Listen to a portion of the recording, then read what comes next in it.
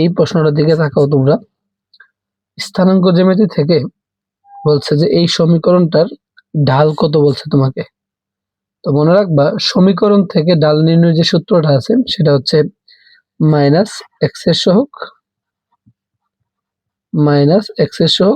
By হচ্ছে Y এর সহগ, মাইনাস এক্স এর সহগ বাই কি ওয়াই এর সহগ।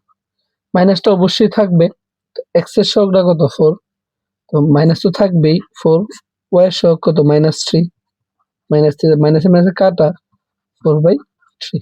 আনসারটা হচ্ছে কি ঘ নাম্বার 4/3।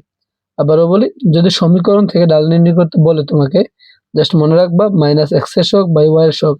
অবশ্যই মাইনাসটা থাকবে, তবে তুমি যে সহগটা নিচ্ছ সেটার চিহ্ন সহ তোমাকে নিতে হবে। এক্স এর সহগ 4, আমি 4 নিলাম, ওয়াই এর সহগ -3, মাইনাসে মাইনাসে কাটলাম 4/3।